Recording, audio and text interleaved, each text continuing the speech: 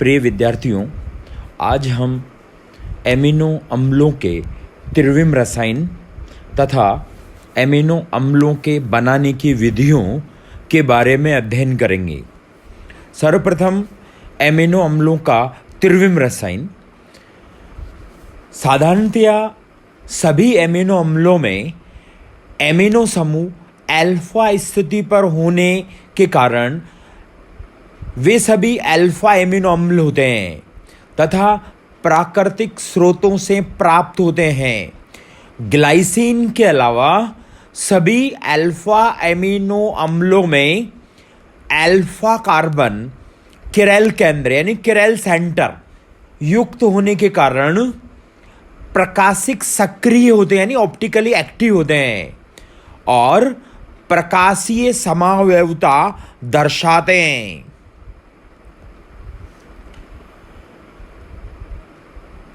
इन सभी alpha amino अम्लों के नाम के आगे प्लस या माइनस चिन्ह द्वारा दर्शाया गया है।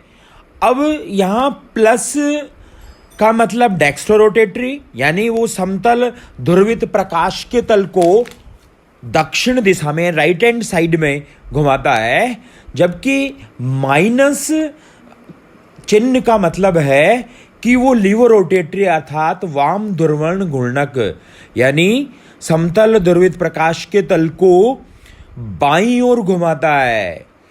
किसी भी अल्फा एमिनो अम्ल की संरचना से ये ज्ञात हो जाता है कि इसका अल्फा कार्बन परमाणु किरल केंद्र होता है।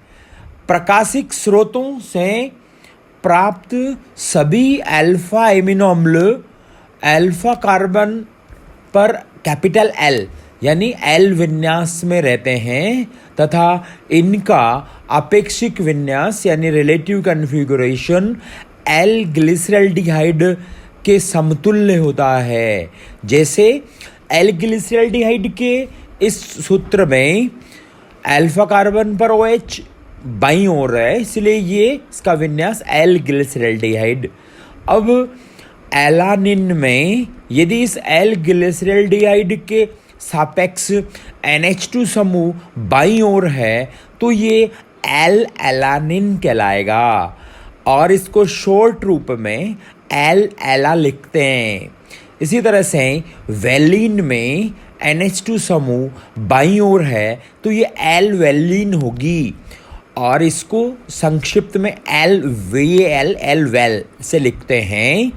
इसी तरह से ल्यूसीन में भी अल्फा कार्बन पर NH2 बाईं तरफ है, इसलिए ये एल ल्यूसीन यानी एलयू होगी।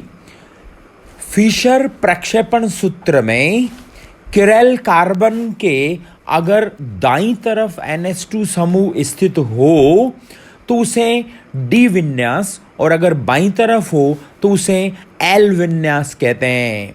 जैसे इन निम्न दो संरचनाओं में अल्फा कार्बन पर NH2 समूह बाईं तरफ है तो कैपिटल एल और यदि दाईं तरफ है NH2 तो कैपिटल डी विन्यास से प्रदर्शित करते हैं। ये डी व एल विन्यास को प्रदर्शित करते हैं, न कि घूर्णन की दिशा को। घूर्णन की दिशा को बताने के लिए जैसे मैंने पूर्व में भी बताया है कि एमिनो अम्लों के पूर्व स्मॉल डी व स्मॉल एल या प्लस या माइनस चिन्ह लगाते हैं जो क्रमशः दक्षिण ध्रुवण घूर्णक व वाम ध्रुवण घूर्णक को बताते हैं, यानी डेक्स्ट्रोरोटेटरी और लीवो रोटेटरी को बताते हैं। अब हम एमिनो अम्लों के बनाने की विधियों की बात करेंगे। इसमें पहली विधि है हैलोजन प्रतिस्थापी अम्लों का अमोनी अपघटन। ये विधि विशेषकर अल्फा एमिनो अम्लों को बनाने के लिए उपयुक्त है क्योंकि अल्फा हेलो अम्ल HVZ यानी हेल वोलार्ड जेलेंस्की अभिक्रिया से सीधे ही प्राप्त किए जा सकते हैं।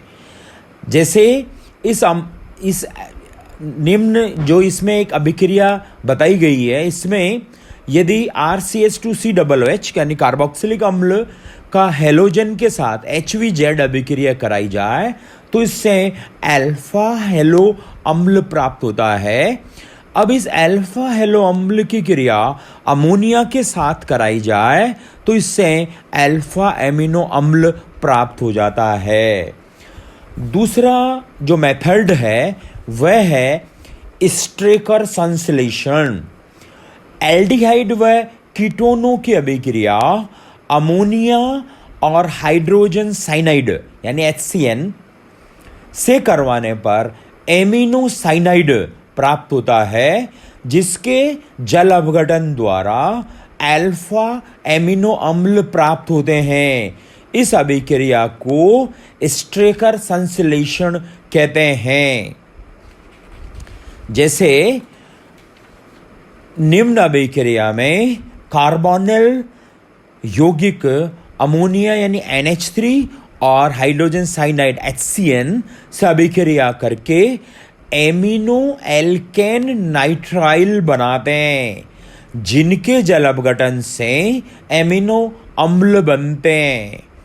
यानी ये पहले अमोनिया के साथ कार्बोनिल कंपाउंड एल्डिहाइड की क्रिया और इससे एक जल अणु का निष्कासन होता है एक मध्यवर्ती बनने के बाद।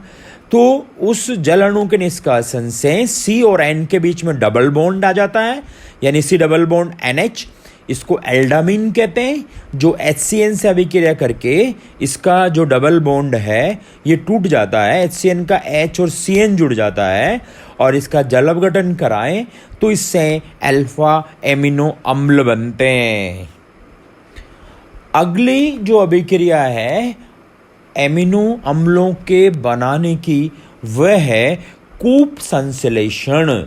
ये स्ट्रेकर संश्लेषण की रूपांतरित विधि है।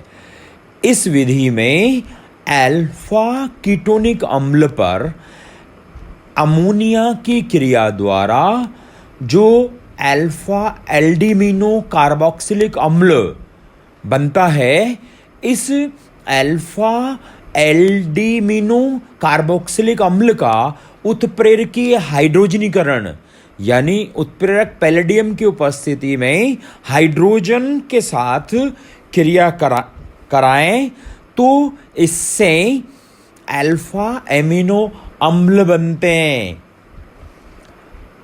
अगला जो संश्लेषण है इसको गैब्रियल थैलेमाइड संश्लेषण कहेंगे और इस गैब्रियल थैलेमाइड संश्लेषण में पोटेशियम थैलेमाइड की हेलोजन अम्ल के साथ अभिक्रिया द्वारा एक मध्यवर्ती यौगिक बनता है, जिसका अम्लीय जल अपघटन होने पर थैलिक अम्ल तथा एमिनो अम्ल बनते हैं। जैसे निम्न अभिक्रिया में पोटेशियम थैलेमाइड, इसकी अभिक्रिया अल्फा हेलो अम्ल से कराई जाए तो KX का निष्कासन होता है और इस पोटेशियम लवण जो है ना, ये पोटेशियम थैलेमाइड यानी पोटेशियम थैलेमाइड के नाइट्रोजन पर CHR-COOH समूह जुड़ जाता है। अब यदि इसका जल अपघटन कराएं यानी H2O के साथ H+ की उपस्थिति में क्रिया कराएं तो इससे थैलिक अम्ल बनता है और अल्फा एमिनो अम्ल बनते हैं।